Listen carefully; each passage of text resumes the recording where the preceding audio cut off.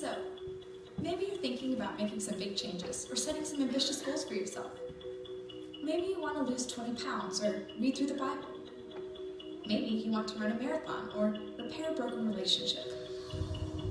Whatever your big goal is, the temptation is to expect to go straight from here to here, or from here to here. The reality is, there are a lot of small steps between big decisions and big results. Challenges and obstacles will wait. At some point, you might even want to quit. But stand firm. Don't be disappointed with slow progress. Don't be overwhelmed by the destination. Rather, focus on what you can do today. Skip dessert. Read a chapter. Go for a run. Make a phone call. The more difficult the journey, the more rewarding the destination. And it can all start today with just one small step.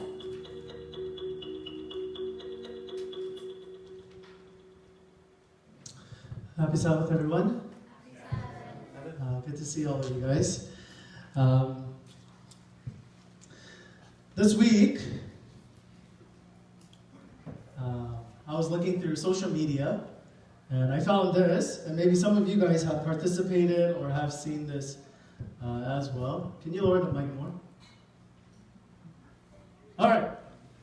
How many of you guys have you guys participated or seen this 10-year challenge? Any of you guys? Can you turn on the light all the way as well? Turn up the light. Okay, so I don't know how many of you guys have participated or seen it, but I've seen it around a lot of social media. So I decided to show you guys what I looked like 10 years ago. Yeah. You guys might be shocked.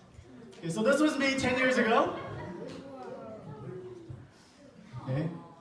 I actually have pictures of some of you guys 10 years ago, but I don't want to embarrass you guys, so I just brought my picture. But I saw some funny ones as well, so I brought it up. So 2009, family playing together. 2019, everybody on their phone. This is another one. 2009, no money. 2019, still no money. Is there one more? Oh, okay, there's no one more. Okay. By the way, do you guys know who this is? Yeah, this is the newest member of our church family, Camden's sister, right? Camden's sister, how many know? Okay, her name is Bailey. So, what's the reason why we like these kind of things? Why did it go viral? One of the reasons is because we can look back and say, hey, look at the changes that happened in my life. Okay? So I look at my picture and I go, wow, I used to be much fatter. Or I look back and I go, oh my goodness, why did I do my hairstyle like this? Or why did I eat this? Or why did I wear this? So it's a good reminder that you used to be really bad in the past, and now you have improved. So we feel really good about ourselves. So that's one of the reasons why I think this 10-year challenge has kind of gone viral. And on the other hand, you look at your picture 10 years ago, and you might actually be the opposite. And you might actually say, oh man, I actually used to be skinnier back then. Or man, I used to be so much more brave back then. I used to be so much more courageous and had so much more energy. But now I have kids.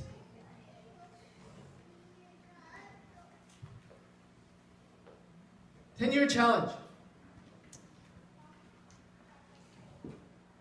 Something I thought of after I was looking at a few of these pictures, I was thinking, okay, if I had a 10-year challenge picture of my spiritual life 10 years ago, and I look at my life today, what kind of changes would I see? Would I see changes where I go, man, I didn't have much faith, I was a baby, but now, I grew so much. I'm closer to God. Maybe some of you guys, you look at 10 years ago and you go, man, I had so much more faith back then. I actually had a devotional life. I was actually praying. I felt so close to God. But now I feel far away. So no matter where you are at, okay, we have started a series together. Peter has mentioned it. You have seen the bumper video. We're starting this series called One Small Step. We have started about 2 weeks ago. And this whole idea of this sermon series is wherever you are at in your spiritual walk, where you have digressed, or you are improving, or maybe some of you guys, you feel stuck in your faith, we say, hey, it's okay where you are at. But let's take one step forward. Whatever it is, wherever you are at. Because when you look back, 10 years from now, 2029, I want you guys, including myself, to look back and say, hey, this is where I was, and I have gotten somewhere. Today, we will be going over Ephesians chapter 6. Thank you, Jean, for reading it in French for us. That was really awesome, huh? Ephesians chapter 6 is talking about one of the dimensions that we don't really actually focus on when we're talking about spiritual walks. So today, in Ephesians chapter 6, we're going to go over 3 different things. We're going to go over who we are fighting against, what we are fighting against, and how we can fight. Let's look at the first one. Who? It tells us, put on the whole armor of God, that you may be able to stand against the schemes of the devil. So we are fighting against the devil. He actually extrapolates a little bit more, or explains a little further. He actually says this, for we do not wrestle against flesh and blood, but against the rulers, against the authorities, against the cosmic powers, against the spiritual forces of evil. So it's telling us that our spiritual walk, there's another dimension that we have to think about. A lot of times when we're talking about our spiritual walk, or our spirituality in general, we actually don't think about this other world. But Paul tells us we must understand this. If we don't, then we're not going to be taking steps forward in our spiritual walk. We're not going to be growing. Now, some of you guys, when you hear these words like cosmic power, supernatural forces, spiritual forces, some of you guys might get very, very uncomfortable with this concept of devil or Satan. The reason why is because most of us, we grew up in this Western civilization where we're not very comfortable with this kind of mindset. The reason is because for us, Western civilization, they say, hey, there's naturalistic explanation for everything that happens in this world. So for some reason, for example, if there's war, if there's violence, if there's depression, if you see bad things happening within yourself or this world, there's a psychological reason why. Or there's a sociological reason why these things are happening to you. So when you see bad things happening in your life or in the world, you don't just say, oh, the devil did it. Or the angels and demons are fighting with each other. Western people, we don't like that concept. We go, no.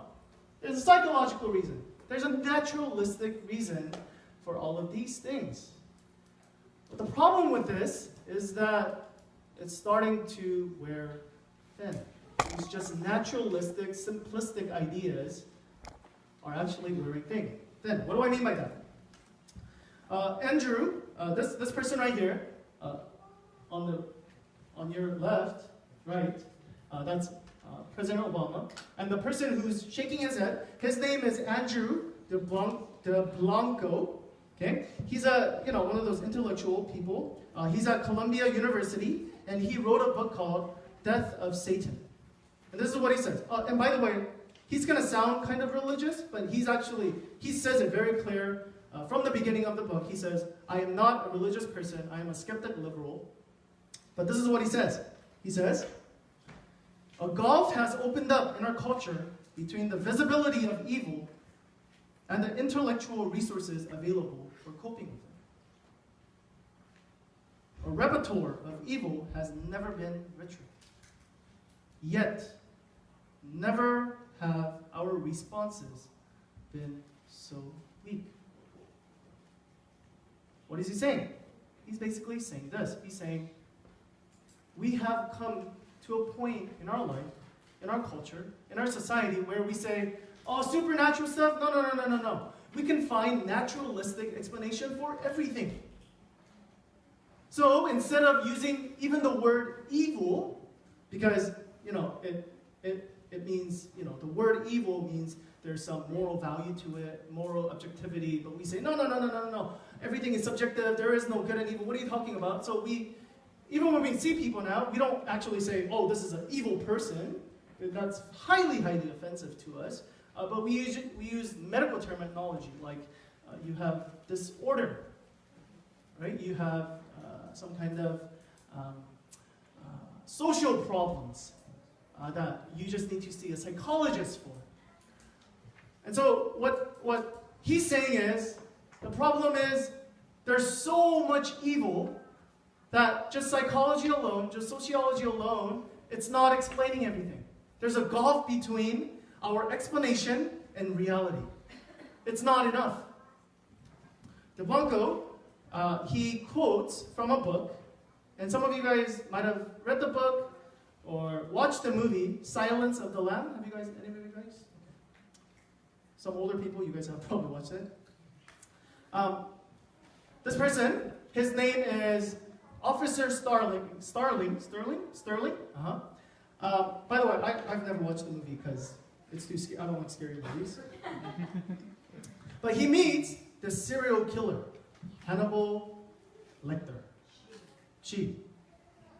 And she is talking, she interacts with him, and afterwards, she turns to another person and she says, how is this possible? How is it that this man is so twisted and so evil? And this is a very, very famous, and Hannibal, he actually overhears her. And this is what he says, and this is a very famous line from the movie. Maybe some of you guys who watch this, maybe you hear, what's his name? Anthony, what is it? Anthony Hopkins' voice. This is what he says.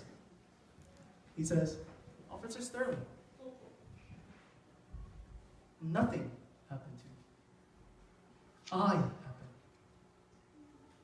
You can't reduce me to a set of influences. You have given up good and evil for behaviorism, Officer Sterling. You got everybody in moral dignity pants. Nothing is anyone's fault. Look at me, Officer Sterling. Can you stand to say I'm evil? DeBlanco, the author of this book, he basically says, our culture, because everything has to be naturalistic, when we stand in front of this moral monster, we have no answers. We cannot dare to stand and say, yes, you are an evil person. It's wearing out thin. Psychological reasons. We used to say this. We used to say, reason why there's serial killer, the reason why there's wars, destruction, crimes, the reason why these things are happening, it's pretty simple. People are ignorant. They need more education. But what's the problem? The problem is World War II happened. It happened starting from Germany, the most educated country back then. Some of these leaders, PhDs, master's degrees, they're very, very highly educated people.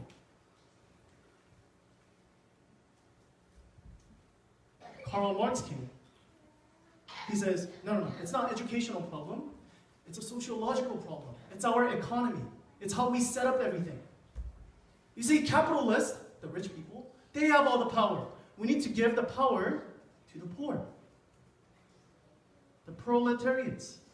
And let's see how they do.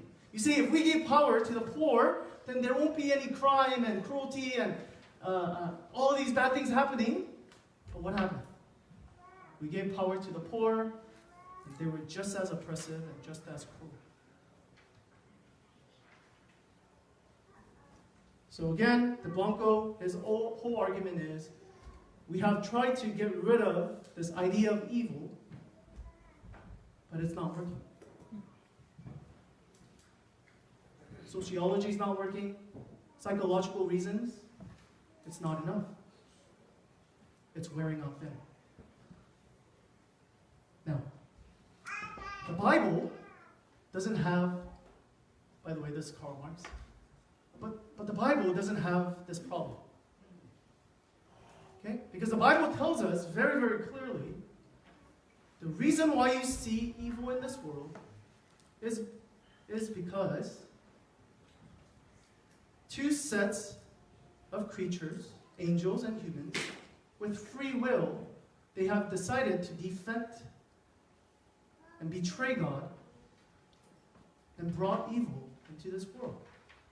And there is a cosmic war between God and Satan and evil within us.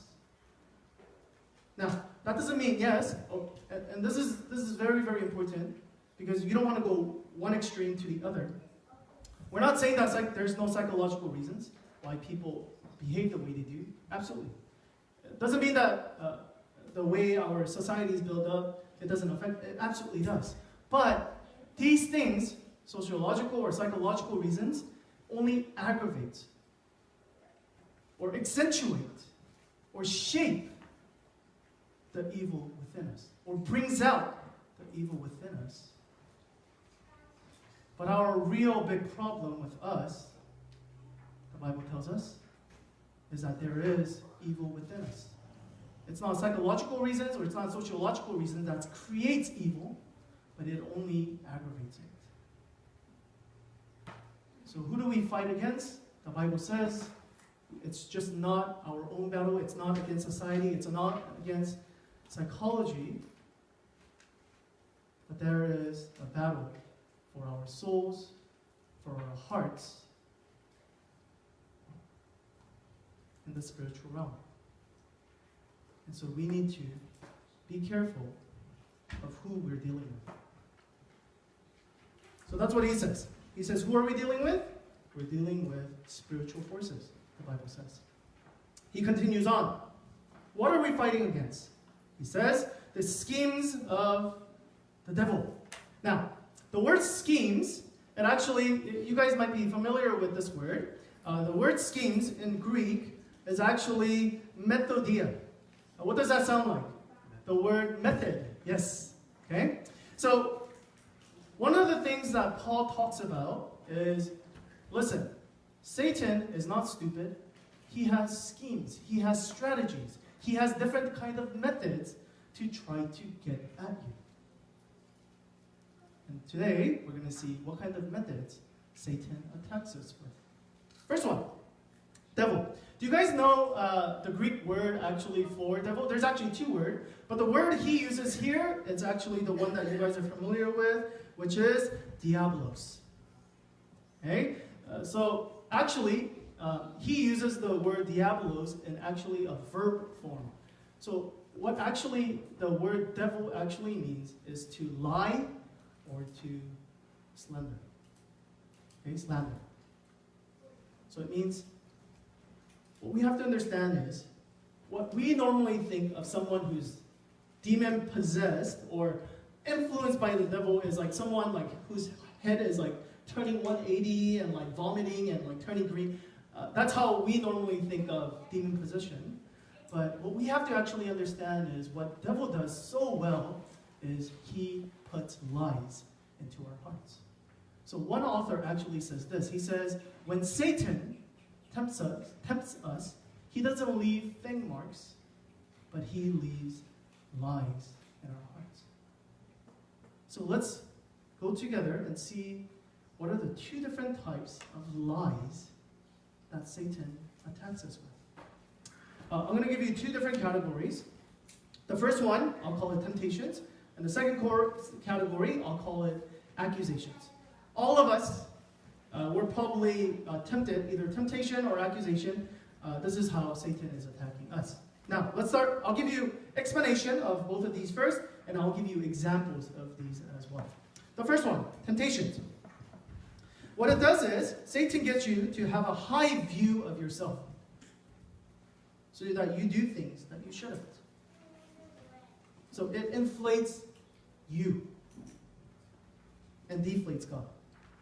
So some of the things that Satan does is he hides God's holiness, God's righteousness, and he upplays God's love.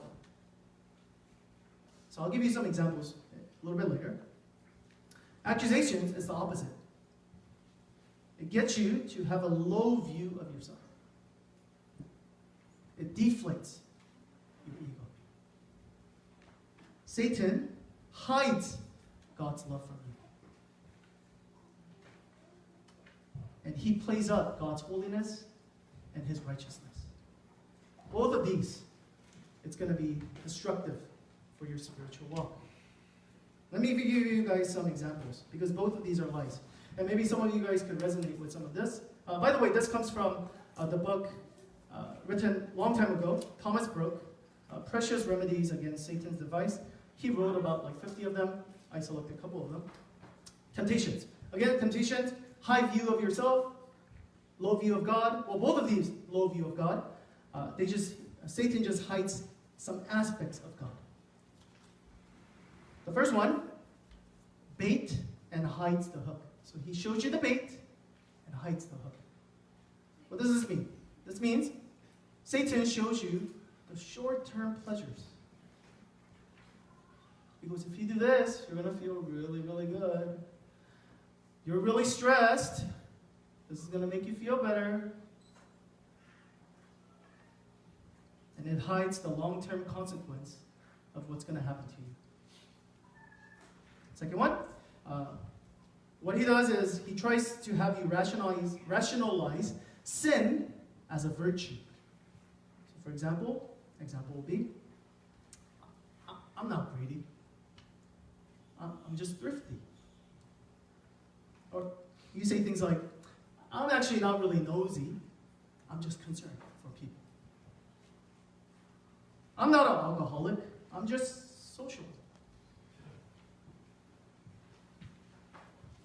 Another example of these temptations, of how he inflates your ego and hides God, is he shows you the sins of other Christians, especially Christian leaders, elders, deacons. What he does is he makes you think, all of these people are messed up. So if they did it, then I can do it too. It lowers your standard. Another example of temptation, it overstresses the mercy of God. Overstress. Now, again, mercy of God, very, very important concept, but it overstresses. So you say things like, well, God's going to forgive me anyways. So I'll just do it. I mean, I could just repent, right? I mean, that's his job, no? Second one,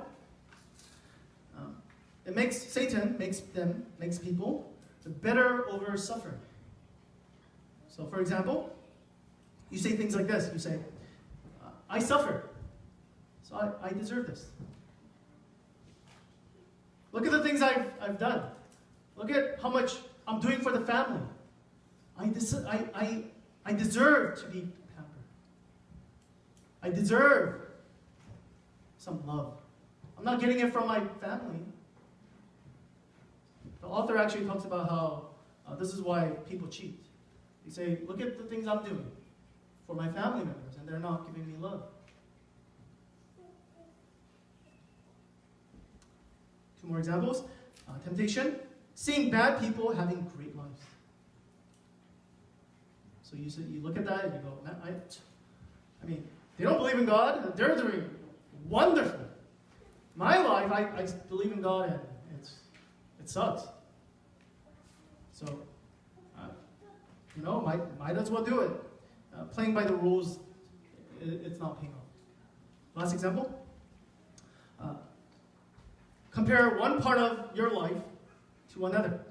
So this example is, I'm doing really well in this aspect of my life, so I deserve to do bad in this aspect of life. This is an extreme case, and one of the pastors I was listening to, he uses this case. It's a very extreme case, but look at like mafias, right? Like serial killers, they're like, I love my mom, but I kill people. Those are the temptations that Satan speaks to us, those lies. Now, maybe some of you guys could resonate with these. There's another section, there's another category, which is what we call accusations. Again, this is giving you a low view of God.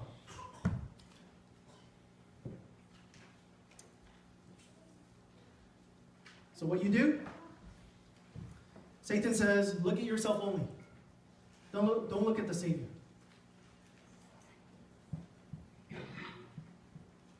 He says, take one look at your sin. No, actually, it's the opposite. I have so much sin, and I just only look at God once. Where actually it needs to be the opposite. Where if we have one sin, we need to look at God 5 times. But it says, no, continue to look at yourself. And we talked about that in sermon number 1. Number 2, accusation. Look at your past wrongs.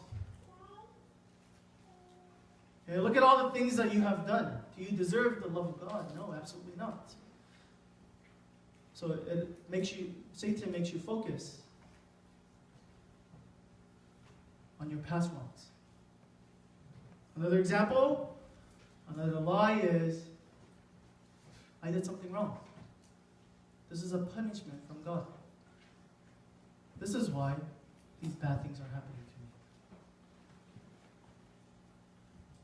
to me. Last one, making emotions out to be the bad thing. So these, things like, it's like very like stoic Christianity where you go, oh, if I'm feeling anger, if I'm feeling depression, then I'm a bad Christian, I'm a bad person. I shouldn't feel this way. If I'm a real Christian, I shouldn't do this. I shouldn't feel this.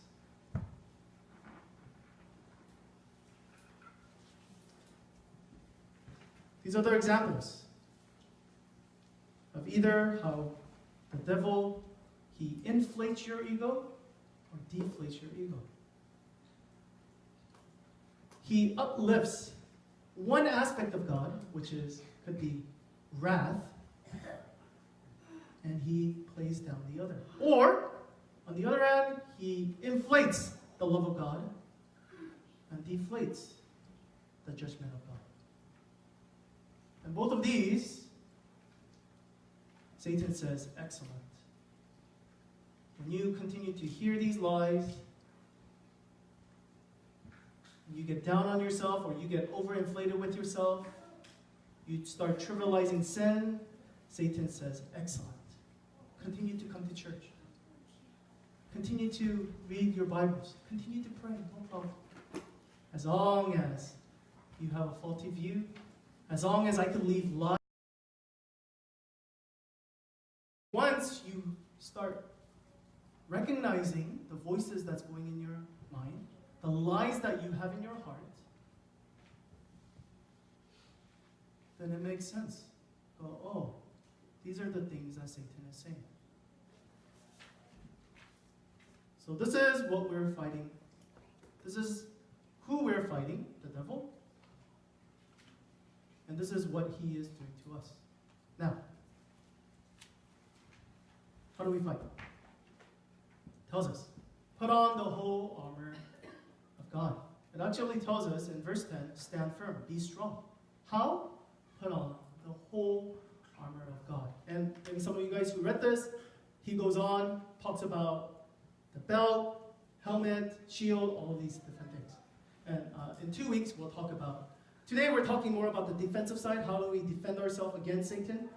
But in 2 weeks, we're going to talk about how do we actually use the weapons that we do have. So, what is this whole armor of God? Very simple. It's the gospel. What do you mean, Pastor? It's this.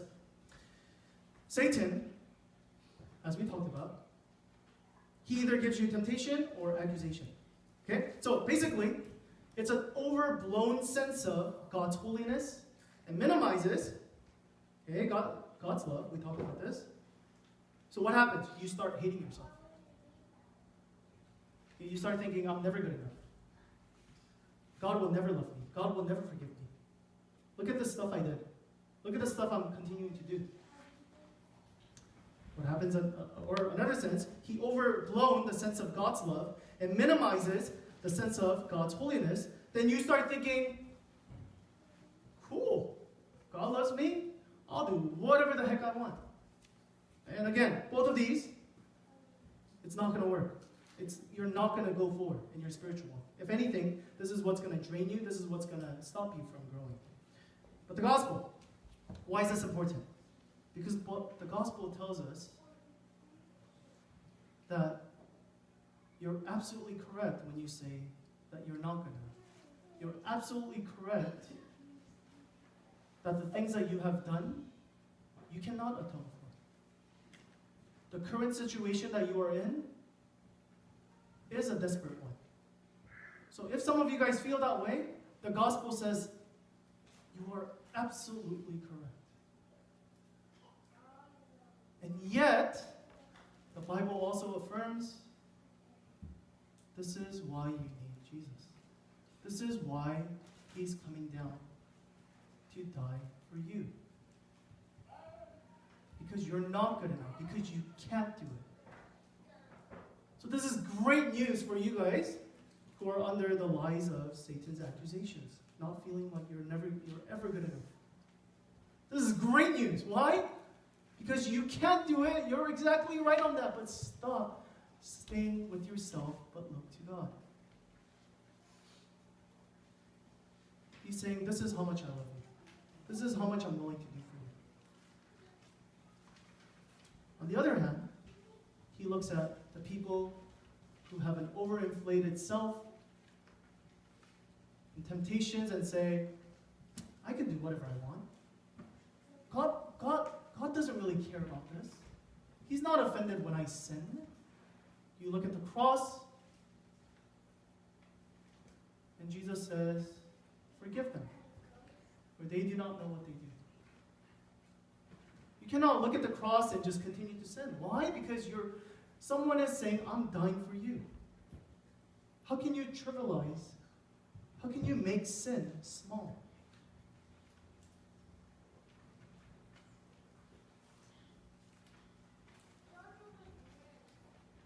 So it is only through the cross of Jesus that we actually are able to defeat and get rid of lies in our hearts. Let me just end with this thought. It is very, very important that we don't just try to take out the lies of Satan. Because, for example, as I'm studying this, I realized, oh wow, these are the things that Satan is saying to me. So I try to tell myself, okay, stop thinking that, stop thinking that. I'm not going to think that. I'm not going to go into his trick anymore. And then I realized he stops using those methods, but I see that there's actually 3 more in there. There's another string. What I'm trying to say is, it's easy for us to think, okay, I'll just get rid of the lies. What we really need to do is not only just get rid of the lies, but we need to listen to the truth. We need to hear God's voice. And again, this is why your mom and dad, if you guys are kids now, or parents, what your parents told you is read your Bible, pray. Why? Because it's not just for the sake of reading the Bible or praying, but because you need to hear truth spoken into your hearts. Because you are listening to lies of Satan. He's continuing to speak to you. And as long as he continues to speak to you, you're never going to walk. You're never going to stand up. You're always going to be in that loop, that vicious cycle where you go up and down in your spiritual walk, and you will not go anywhere. But what you need to do is to hear God's voice. What you need to do is look at Jesus on the cross. and hear him say to you, this is how bad you are. This is how horrible your sin is. And yet, this is how much I love you. This is how much you're actually worthy. As we go into time of reflection, may you hear